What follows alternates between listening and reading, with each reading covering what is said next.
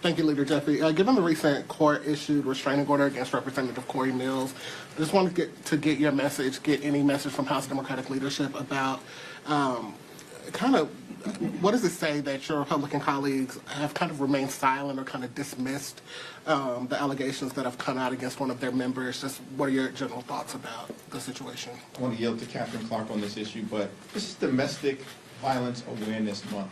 Domestic violence is a serious issue in this country for women all throughout America. And the notion that House Republican leaders would dismiss the seriousness of what is clearly emerging as an untenable and frightening situation relative to Representative Mills is irresponsible. And the Congress should be better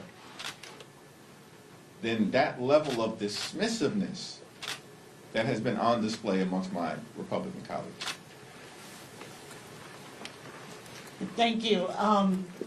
The allegations against Representative Mills are disturbing, but as the leader said, it is the response from Speaker Johnson that is not the first time of dismissing allegations, a restraining order that's been put in place as somehow not a serious question. And it is the same way he has approached this entire healthcare issue. And it is a crisis that will be felt by every single hardworking American in this country, but it is going to be felt first and hardest by women in this country.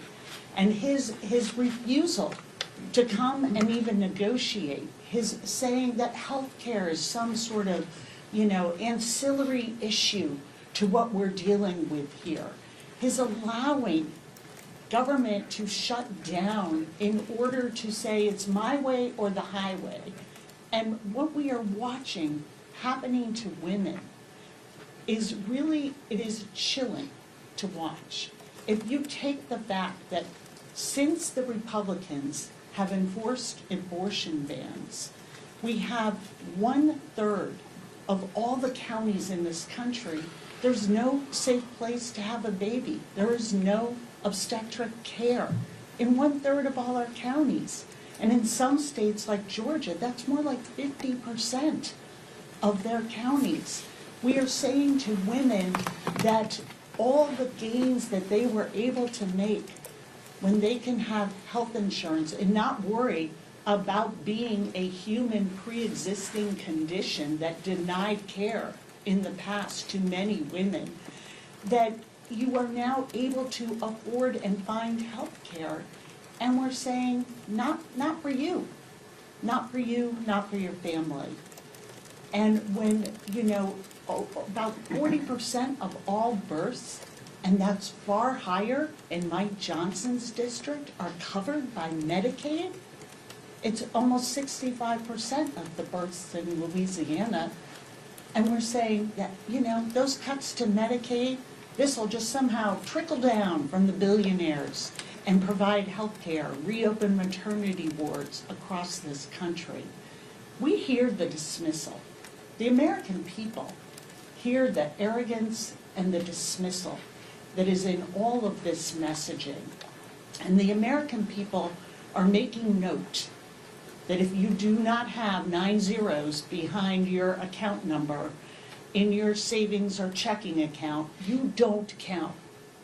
And that message to American women, and just writing off these serious allegations against a sitting member of Congress as something frivolous and a ridiculous question, speaks volumes of where they value their constituents, and especially women, in this month, as the leader pointed out, that it's Domestic Violence Awareness Month.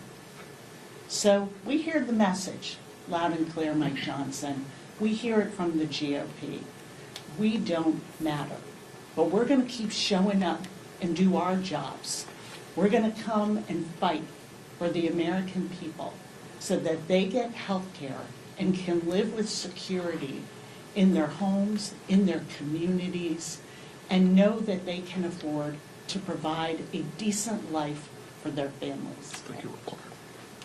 The dismissiveness that we saw on display earlier today is consistent with what Republicans did earlier this year in passing their one big ugly bill. The largest cut to Medicaid in American history. Stealing food from the mouths of hungry children, women, seniors, and veterans. And all of that was done so that Republicans could provide massive tax breaks that are permanent to their billionaire donors. That's the focus of House Republicans, Senate Republicans, and the Trump administration. Hurt everyday Americans, including women, infants, and children, in order to reward their billionaire donors. That's unacceptable to us. We believe the American people find it unacceptable. And they will be held accountable.